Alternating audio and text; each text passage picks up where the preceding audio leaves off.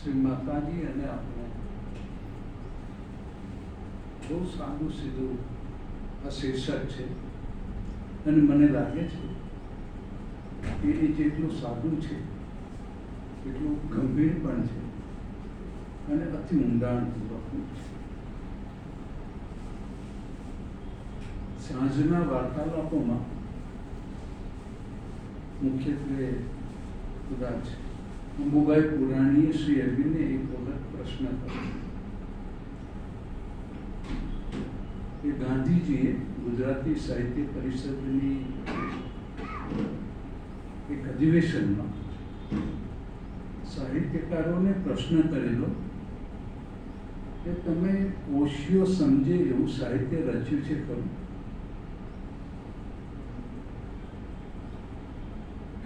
પુરાણી શ્રી અરવિંદના મુખ તરફ જોઈ રહ્યા છે ત્યારે શ્રી અરવિંદે જે જવાબ આપ્યો એ અત્યારે બહુ પ્રસ્તુત છે. શ્રી અરવિંદે કહ્યું કે ઓશિયાએ પોતાના માટે શું કર્યું? એને પોતાના માટે ઘણું બધું નથી કર્યું. જ્યારે મેં આ શ્રી અરવિંદનો જવાબ વાંચ્યો ત્યારે મને પણ મારી જાતને પ્રશ્ન મેં કર્યો કે આપણે તો આધ્યાત્મિક માર્ગના કોશિયા છીએ અને આપણે શું કર્યું? મને લાગે છે મેં તો ઘણું બધું નથી કર્યું. શ્રી અરવિંદ અને માતાજીનો પરિચય થઈ 40-50 વર્ષ થયા હશે અને હજુ તો મને લાગે છે હું પહેલા ધોરણમાં પણ નથી આવ્યો. આપણે સૌએ આ દ્રષ્ટિકોણથી આ વાતને જોવી પડશે અને આપણી જાતને પુનઃ મૂલ્યાંકનમાં મૂકવી પડશે અને તો જ શ્રી માતાજી સાથેના આપણા અનુબંધો આપણને સમજાશે અને હવે પછીની આપણી યાત્રામાં એ ખપ લાગશે. માં નામનું એક સુંદર પુસ્તક શ્રી અરવિંદે લખેલું છે અને એના પહેલા બીજા પ્રકરણમાં છે બહુ સ્પષ્ટતા કરી છે કે માં ભગવતીની કૃપા તો છે જ, પરંતુ આપણો એક ભાગ સમર્પણ કરે અને બીજો ભાગ, આપણો બીજો અંશ એનાથી વિરુદ્ધ આપણને લઈ જાય અને આપણે એમાં દોરાય એક જુદા જ રસ્તે ચાલીએ અથવા તો આપણે આપણી શરતો મૂકીએ તો હરેક પ્રસંગે આપણે પ્રભુની કૃપાને આપણાથી દૂર ધકેલી મૂકીએ છીએ. આ બે વસ્તુ સાથે નહીં બને. એક તરફ માતાજી પ્રત્યેનું આપણું સમર્પિત વર્ણન અને બીજી બાજુ આપણને એનાથી વિરુદ્ધ લઈ જતી આપણી વૃત્તિઓનું વલણ, એ બે સાથે તો નહીં ચાલે.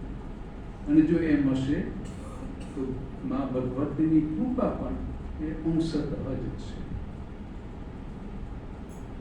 બીજા ચેપ્ટરમાં શ્રી અરવિંદ કહે છે કે આપણે એક બાજુ સત્ય તરફ ખુલ્લા થઈએ અને બીજી બાજુ સત્યથી વિરોધી એવી શક્તિઓ તરફ આપણે વળીએ, એના દ્વાર વારંવાર ખોલીએ તો ભગવતી કરુણા આપણી સાથે રહેશે એવી આશા રાખવી નકામી છે.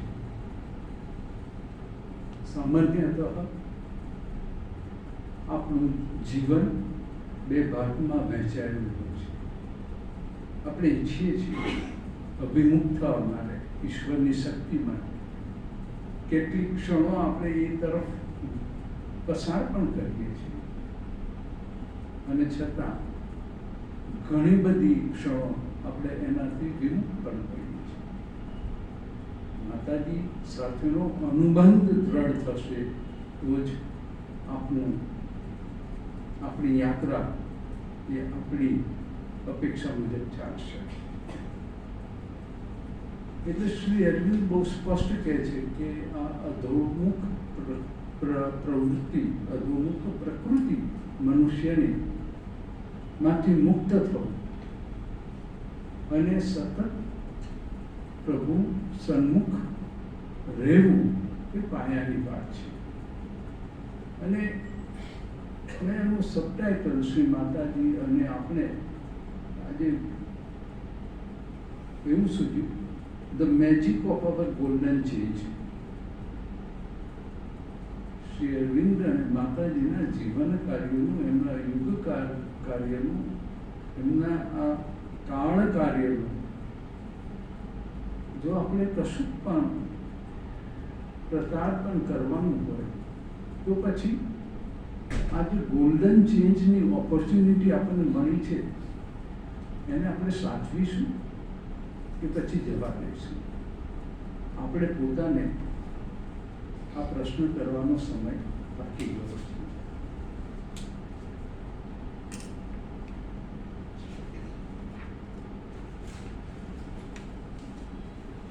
કારણ કે સંપૂર્ણ સમર્પણ થયા પછી જ ભગવતીની કૃપા સંપૂર્ણ આપણને પ્રાપ્ત થશે અને તો જ આપણે આપણી જીવનની ગતિ અને એથી પણ જે ઉચ્ચ ગતિ છે એને પ્રાપ્ત કરી શકીશું.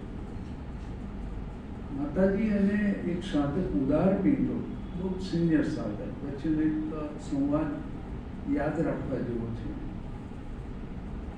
એકવાર માતાજી ડિપાર્ટમેન્ટમાં મુલાકાતે આવ્યા હશે ત્યારે ઉદાર પીતો જોડે એમને ભેટો થઈ ગયો. તો માતાજીએ એમને પૂછ્યું કે ઉદાર, તારી સાધના કેવી ચાલે છે? ઉદાર કે બહુ સરસ, 25 વર્ષ થયા મને આશ્રમમાં આવે. તમે કહો માતાજી, મારી સાધના કેવી ચાલે છે? માતાજીએ બહુ સૂચક પ્રશ્ન ઉદારને કર્યો કે ના, તું યોગ સાધના બરોબર કરતો નથી. ઉદાર આશ્ચર્યમાં પડી જાય છે.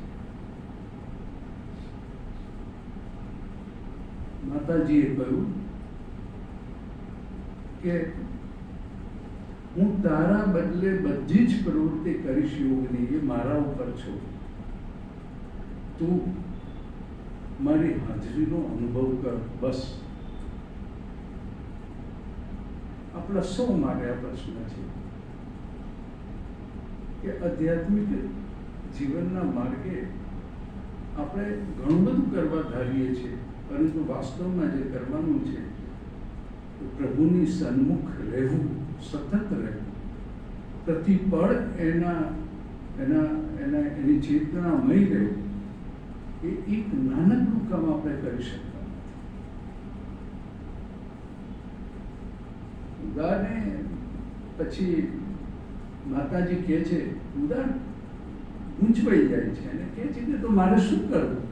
નથી કે તું દરરોજ સવારે શું કરે છે? પહેલાં તો બ્રશ કરું છું. તો બસ તું એમ વિચાર કે તું બ્રશ કરે છે ત્યારે તું મારી જોડે છે અને હું પણ બ્રશ કરું છું તારી જોડે. તારી પ્રત્યેક ક્રિયાઓમાં હું હાજર છું એમ તું માન, એમ તું એને અનુભવ મારી હાજરી. આપણે સંપૂર્ણપણે યાંત્રિક જીવન જીવીએ છીએ. માતાજી બહુ સરસ કહે છે, feel my presence very much with you. મારી આ હાજરીની નક્કર અનુભૂતિ તું કર. Make me do with you the things you are doing. તું જે કામ કરી રહ્યો છું એ મને પણ તારી જોડે કામ કરવા દે. Talk to me, discuss with me the best way of doing what you have to do. While eating, let us together find the wonderful taste of what we are eating.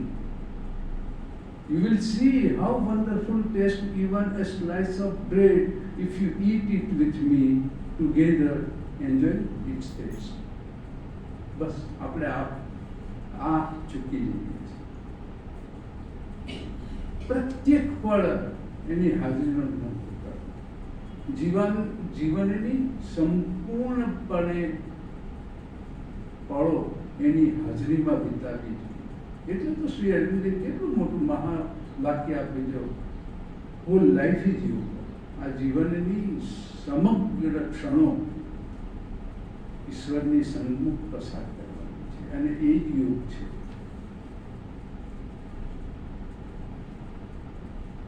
એટલે જ્યારે શ્રી માતાજી અને આપણે એવું કહું છું ત્યારે મને એ વાત કહેતા બહુ આનંદ થાય છે કે આ જ માર્ગે આટલી વાર માતાજીની હાજરીનો સતત દરેક ક્ષણે જીવનની દરેક પ્રવૃત્તિમાં એની હાજરીનો નક્કર અનુભવ કરવો, તો જ આપણે વિકાસશીલ થઈશું. આ તો માર્ગ તો રૂપાંતરનો માર્ગ છે. એ કોઈ કાચા પોચા વ્યક્તિનું આ કામ જ નથી.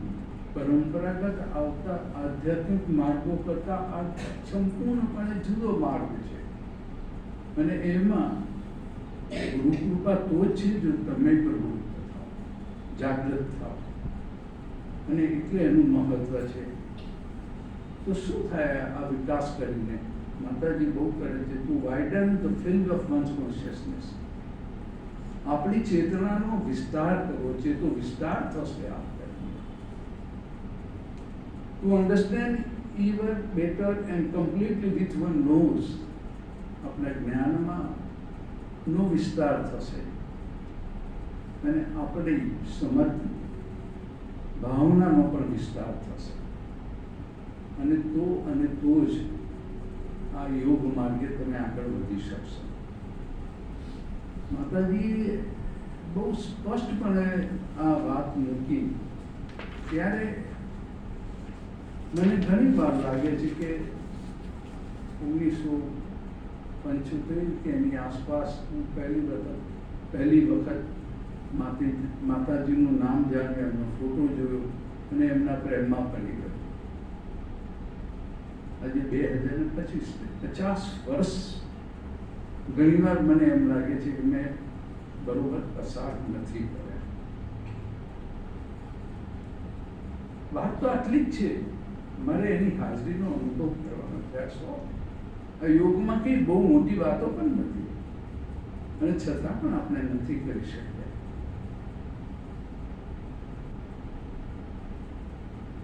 એટલે શ્રી માતાજી અને અરવિંદે ચીંધેલા માર્ગ ઉપર જ્યારે આગળ વધીએ છીએ ત્યારે આપણી જવાબદારી દોડાઈ જાય છે. અને જો એક ક્ષણ પણ આપણે માતાજીને યાદ કરતા જઈશું તો ચોક્કસપણે માતાજીએ તો સ્વીકાર્યું છે કે તમે એક વખત ખરા હૃદયથી મને સમર્પિત થાઓ, હું આખી જિંદગી તમને સંભાળ રાખીશ. તમારે જીવનની તમામ ક્ષણો હું સાચવીશ. પરંતુ આપણે એક ક્ષણ પણ સાચવી નથી શકતા.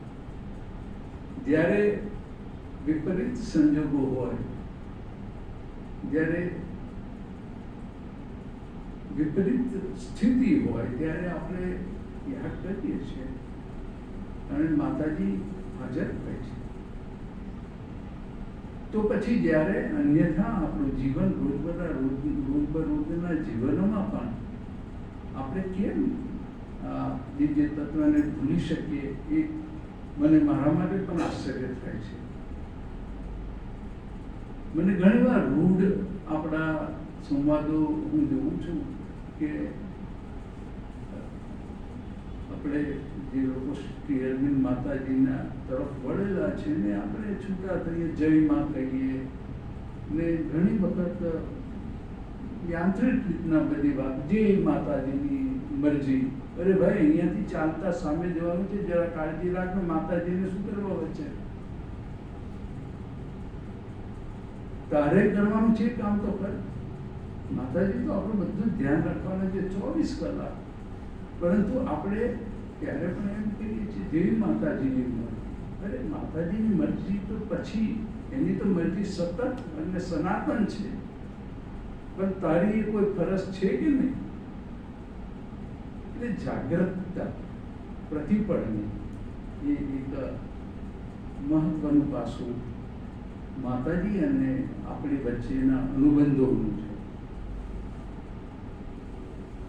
નવજાત એ બીજા બહુ સિનિયર સાધક આશ્રમમાં હતા.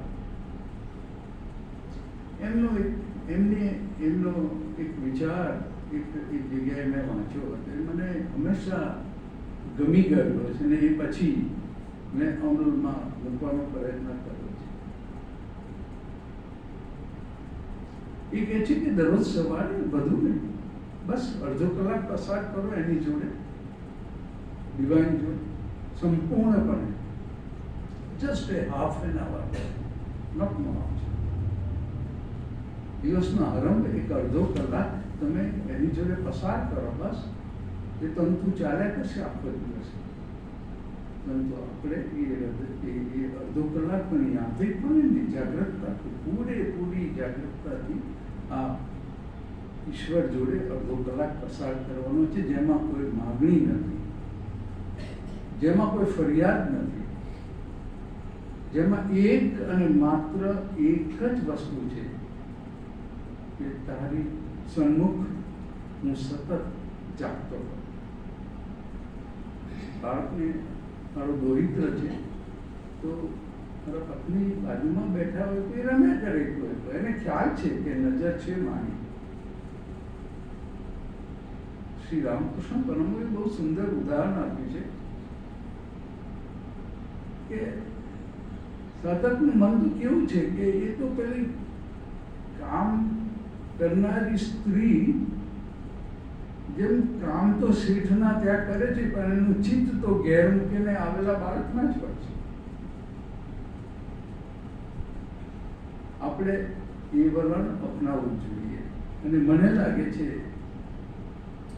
કે આ અડધો કલાક every day, I want to spend half an hour with divine every day in the morning, just half an hour, one day, learn to communicate with the divine and be with him at least for half an hour every day.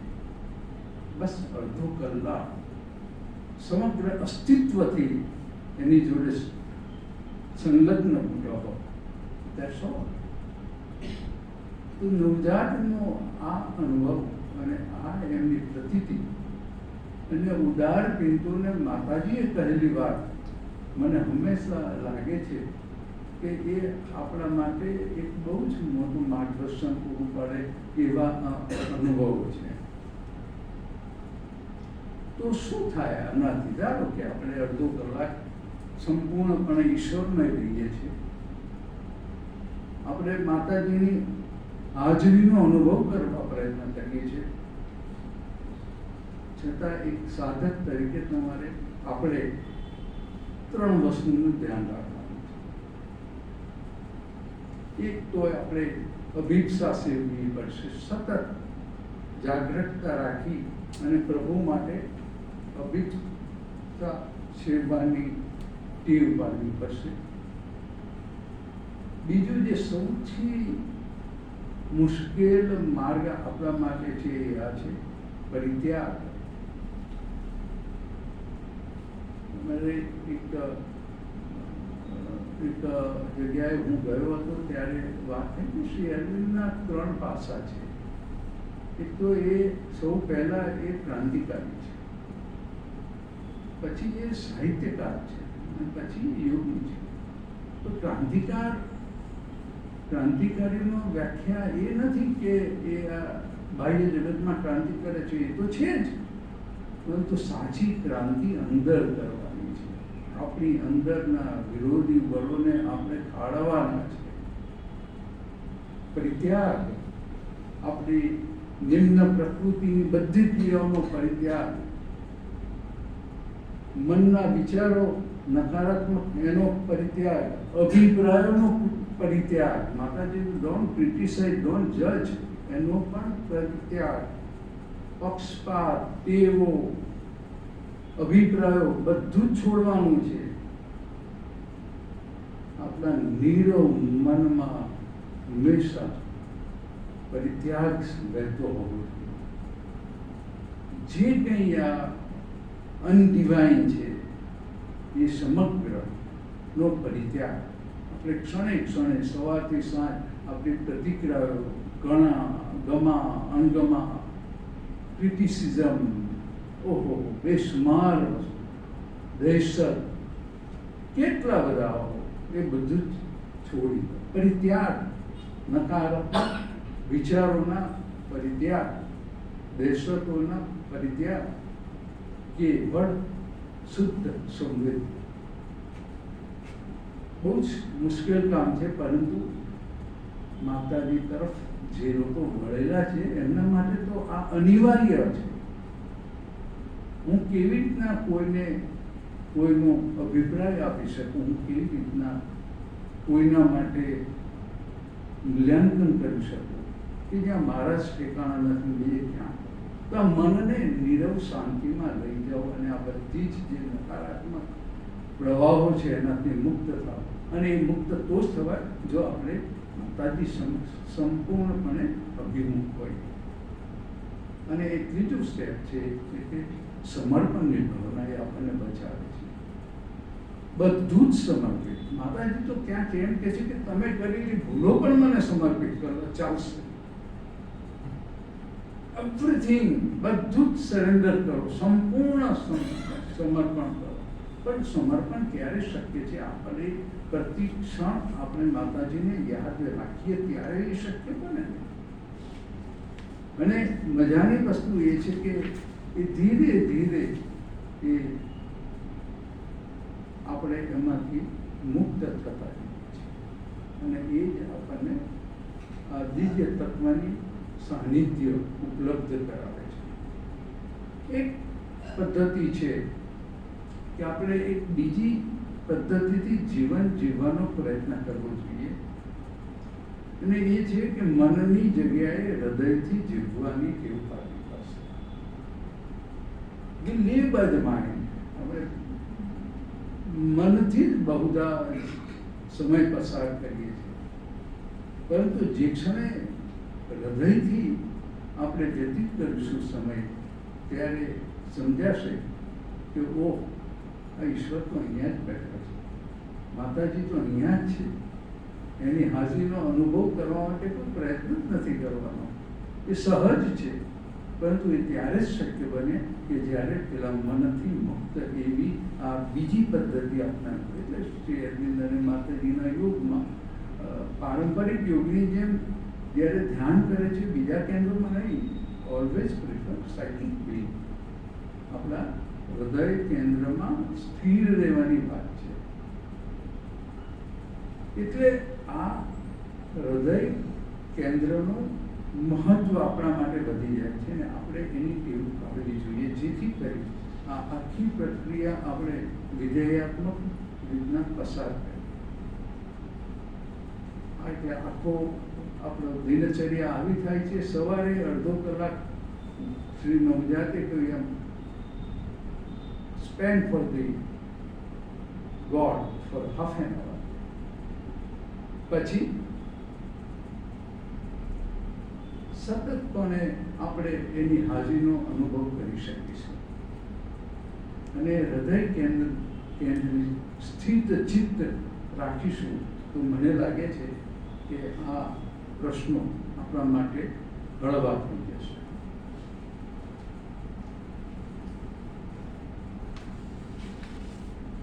હવે જે મહત્વની વાત આવે છે આપણે શ્રી માતાજી અને શ્રી અરવિંદના યોગમાં, કે આ અભિપ્સા કેળવવા, મનને કેળવવું એ બહુ જ મુશ્કેલ કામ છે, અને છતાં આપણે કરીએ છીએ નાના. એટલે સભાન પ્રયત્નો દ્વારા આપણે આ જે નિમ્ન કક્ષાની વૃત્તિઓ છે એનું રૂપાંતર કરવાનું છે. આ યોગમાં સૌથી મોટી જે પડકાર કહો અને સૌથી મોટી ઉપલબ્ધિ કહો તો આ છે કે વસ્તુનો, સ્થિતિનો, વિચારનો નકાર નથી, પણ એનું રૂપાંતર છે. અને એટલે જ એ મુશ્કેલ બને છે અને એટલે સરળ પણ બને છે. રૂપાંતરની પ્રક્રિયા એ મુખ્ય ચાલક બળ છે. માતાજી આગળ કહે છે કે દરેક સાધકે 4 પ્રકારની તપસ્યા કરવી જોઈએ. એના માટે એક છે, પહેલું છે એ કહે છે સૌંદર્યની તપસ્યા. સૌંદર્ય એટલે આ બાહ્ય સૌંદર્ય તો પછી, પરંતુ પહેલા તો આ શરીર છે, એ શરીરની માવજત, આ દિવ્ય તત્વને માટેનું એક દિવ્ય સાધન છે. એ દિવ્ય સાધન છે. અને એટલે કહે છે કે તારે આ યુગમાં આગળ વધવું હોય તો આ શરીરને દિવ્ય તત્વનો અંશ જ માનો. એટલે કોઈ પણ પ્રકારની આપણી શારીરિક માનસિક પ્રક્રિયા એ આ યોગનો ભાગ છે. હું કેમ ચાલું છું, હું કેમ બોલું છું, હું કેમ ખાઉં છું, હું કેમ સૂવું છું, બધાનું મહત્વ છે. અને એટલે માતાજીએ બહુ સુંદર કસરતને બહુ સરસ નામ આપ્યું છે, ફિઝિકલ એજ્યુકેશન. શિક્ષણનો એક ભાગ છે. આપણે આપણા શરીરને સ્વચ્છ સુંદર રાખવું, એને માટેની તમામ પ્રવૃત્તિ કરવી એ આ યોગનો અનિવાર્ય ભાગ છે. બહુ સરસ નિરોધ બધાને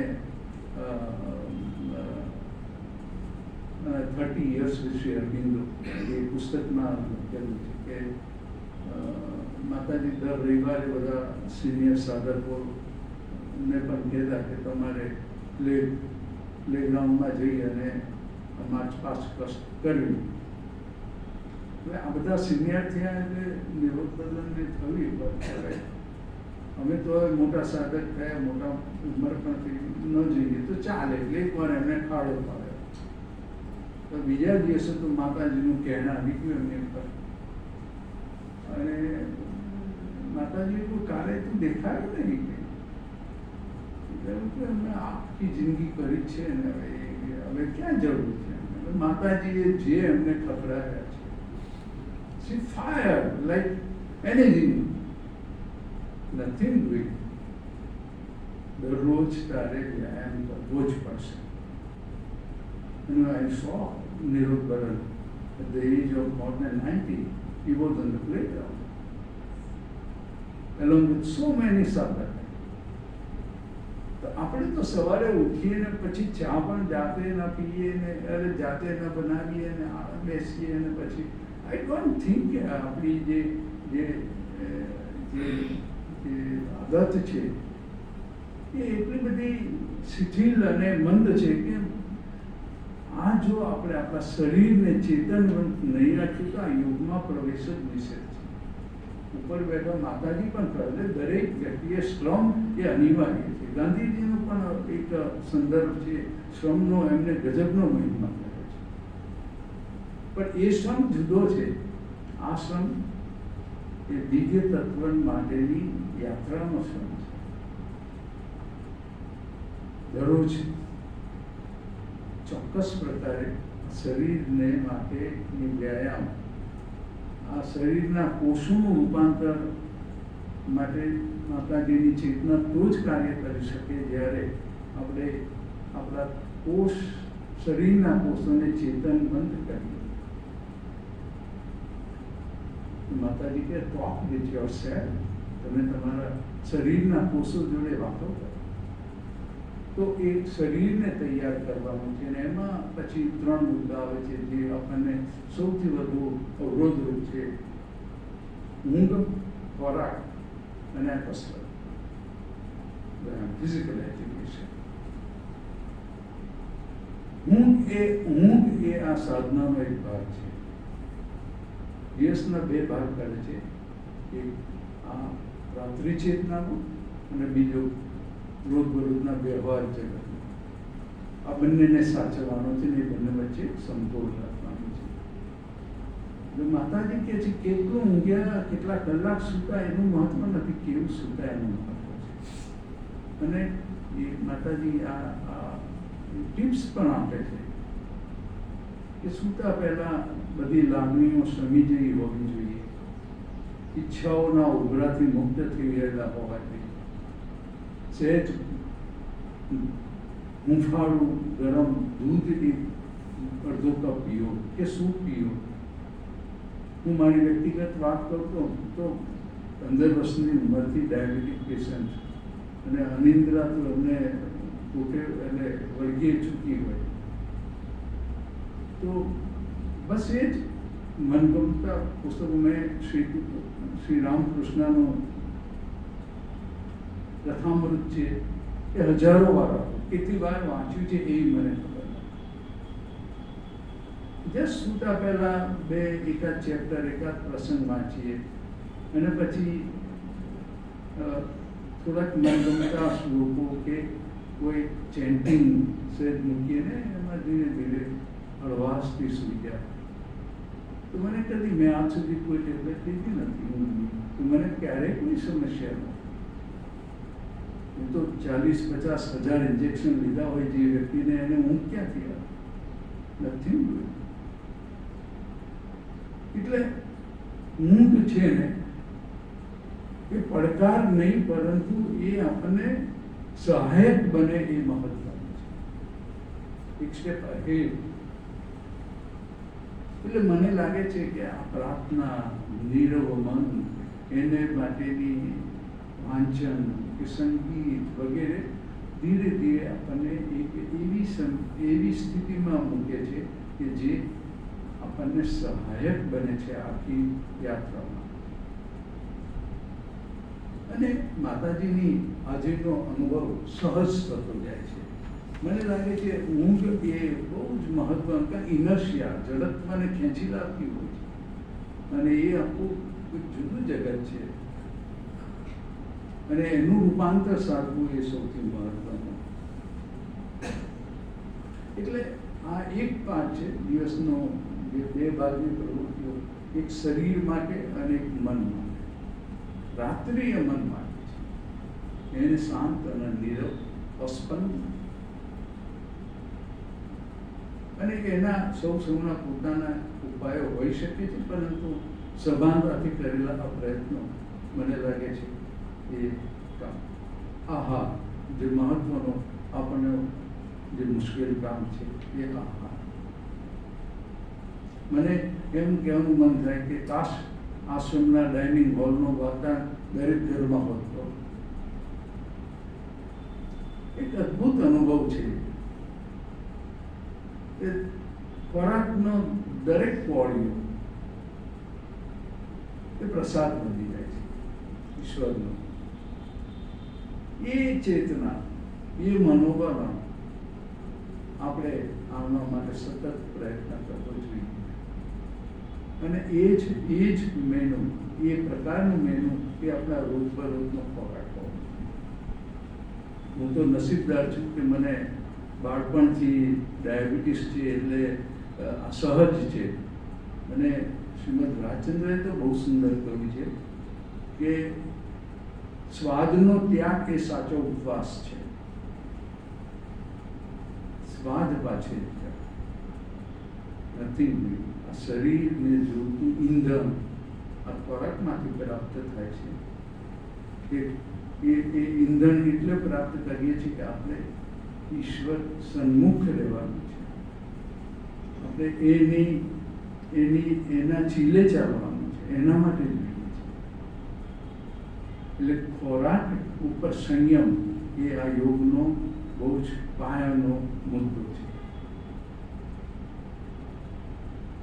હું અમારી ઘણી શિબિરોમાં કહું યંગ એન્ટરપ્રેન્યોર્સને, કાલે સવારે બધાને આઈસ્ક્રીમ આપવામાં આવશે, બધા ખુશ થઈ જાય. હવે ના, પછી કાલે સવારે જોઈએ તો એ કારેલાનું શાક. કેમ નહીં? શું કંટ્રોલ યોરસેલ્ફ. મનને કેવું ને આપણો ખોરાક માટે જીવન છે, થોડુંક જીવન માટે શરીર ચલાવવા માટે ખોરાક છે ને. આપણે ખોરાક માટે થોડા જીવીએ છીએ, બહુ સ્પષ્ટ છે, દરેકને ખબર છે.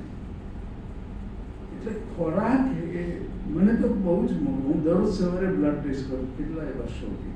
ત્યારે મને ખબર પડે કાલે 4 કલાક કાલે મેં આખો દિવસ શું ખાધું છે. 1 સેકન્ડમાં આખો ફ્લેશબેકમાં 24 કલાક જાય અને ત્યારે એમ થાય ઓ આ કારણસર તમે આપણે જે કંઈ ખાઈએ છીએ એનું અતિ અતિ અતિ મહત્વ છે. મારો પોતાનો અનુભવ છે એટલા માટે હું કહી શકું છું. ચોખા ઘઉં બધું જ મેં ત્યજી દીધું છે. ખાંડ ને એ તો બધું હોઈ જ ન શકે, પરંતુ એમાં સહેજ વિપરીત તમે ગયા તો તરત સુગર વધે છે. એટલે કહેવાનો અર્થ એમ કે ઈશ્વરે આપેલી આ એક ગિફ્ટ મને ગિફ્ટ આપી છે, જેથી હું આ સહજ કરી શકું છું. એ એટલા માટે આપી છે કે હું એની હાજરીનો અનુભવ કરું. બાકી તો એક જ છે. તો મને કોઈ અધિકાર નથી કે આ સ્વાદ માટે હું ખોરાક ખાઉં. એટલે ઊંઘ અને ખોરાક અને ત્રીજો કસરત, એટલે કે વોટેવર મેં ઘણા ચાલતા હોય તો ચાલે, પણ એમાં નિયમિતતા, કોઈ અપવાદ નહીં. આ 3 વસ્તુ આપણને તૈયાર રાખશે. એટલે ખોરાક પર સંયમ, ઊંઘ પર નિયંત્રણ અને પર્યાપ્ત એવો શ્રમ, આ વસ્તુ કોઈ પણ સાધક માટે અનિવાર્ય છે. અને એટલે માતાજી ની હાજરીનો અનુભવ આપણને થશે. કર્મની મુક્તિ આ જ છે. તમે કંઈ પણ કામ કરો, આપણે કંઈ પણ કામ કરીએ, એમાંથી મુક્તિ મેળવવાનો આ એક જ ઉપાય છે. We are free to do Sadhana with mother. અને આપણને તો માતાજીએ બહુ પેલો શું કહીએ કે આમ અમર પટ્ટો લખીને આપી દીધો છે કે તું મને યાદ કર, બાકી હું બધું હું કરીશ તારા. આપણે એ પણ નથી કરી શકતા. Small thing. બીજી જે મહત્વની તપસ્યા માટે આપણે કેટલા સહજ છે. બીજું એક પ્રાણની તપસ્યા. પ્રાણની જે છે એ જે તપસ્યા છે એમાં સૌથી પહેલો મુદ્દો આવે છે તો પ્રાણનો મુખ્ય ખોરાક સંવેદના હોય છે. આપણી લાગણીઓ, આપણી ઉર્મિઓ, આપણો ગુસ્સો, આપણો વધુ પડતો પ્રેમ તો નથી, વધુ પડતું વાલ, તો એ સંવેદનાઓને કંટ્રોલ રાખે, એનો વિવેકપૂર્વક ઉપયોગ કરવો, એનો જ્ઞાનપૂર્વક ઉપયોગ કરવો અને આપણી જે કંઈ સંવેદનાઓ છે એને શુદ્ધ કરવી. આ એક મહત્વનો અને તો જ આપણી ઇન્દ્રિયોની સંવેદનાઓ પણ આ પ્રાણની તપસ્યામાં આવે છે કે ઇન્દ્રિયોની સંવેદનાઓના આપણે ગુલામ છીએ. એનું રૂપાંતર આ દિવ્ય ચેતનામાં કરવાનું છે. બીજી એક અંતિમ વાત હું કહ્યું, અને જે માતાજી કહે છે અને જે સૌથી વધુ અઘરું છે અને જે સૌથી વધુ આપણને લાગુ પડે છે એ મનની તપસ્યા, વાણીનો બેફામ ઉપયોગ. મિતભાષી, મિત આહાર સિવાય કોઈ ઉપાય જ નથી. વાણીનો સંયમ એ સૌથી મહત્વનું પરિબળ છે. માતાજી કહે છે તમને જ્યારે એમ બોલવાની વૃત્તિ વધુ થાય ત્યારે સમજવું કે આપણી મનની શક્તિ ઓછી છે. એક શબ્દ બોલતા પહેલા વિચારવું જોઈએ, એ શક્ય નથી આપણામાં આ કક્ષાએ. પરંતુ બોલીને આ શક્તિનો વ્યય થાય છે એટલો નહીં, એ શક્તિનો આસુરી શક્તિ ઉપયોગ કરે છે. એ કોઈ પણ સાધકે શબ્દનો વ્યય ન કરવો, વાણીનો વિચાર કરવો, વાણીનો બેફામ ઉપયોગ કરવો નહીં. શાંત અને એકાગ્રતાને એ હંમેશા મારી કાઢે છે. એટલે આધ્યાત્મિક વાતો પણ નહીં, અનિવાર્ય હોય તો જ બોલવું. અને એ વાણીનો સંયમ, એ પેલા ખોરાકનો સંયમ, એટલે નિંદ્રાનો સંયમ, એ બધા કરતા સૌથી અઘરું. રાત દિવસ બિનઉપયોગી રેસ્ટલેસલી આપણે બોલ્યા જ કરીએ છીએ. We just throw our energy out. જે શક્તિનો સંચય કરીને આપણે દિવ્ય માર્ગે આગળ વધવું છે, માતાજી સાથે ઐક્યનો અનુભવ કરવો છે, તેની જગ્યાએ આપણે એનો વ્યય કરીએ છીએ. એટલે એ સૌથી મહત્વનું છે. અને છેલ્લો એ છે પ્રેમની તપસ્યા. આપણે તો પ્રેમનો અર્થ જ નથી સમજતા, પરંતુ દિવ્ય પ્રેમ શું છે એની એક વાત કરીને છેલ્લી હું મારી વાત પૂરી કરીશ. સાવિત્રી જ્યારે સત્યવાનને લઈને પૃથ્વી ઉપર આવે છે, ત્યારે બધા ઋષિ મુનિઓ સાવિત્રીનું અભિવાદન કરે છે અને પૂછે છે કે એ સાવિત્રી, તારા સિક્રેટ, આ રહસ્ય શું છે તારા વિજયનું, મૃત્યુ ઉપર વિજયનું? અને ત્યારે શ્રી અરવિંદે સાવિત્રીના મુખે જે પંક્તિઓ મૂકી છે, એ પ્રેમનો કેવો તો મહિમા કરે છે. એ અદ્ભુત પંક્તિઓ એ આ મુજબ છે: that to feel love and oneness is to live.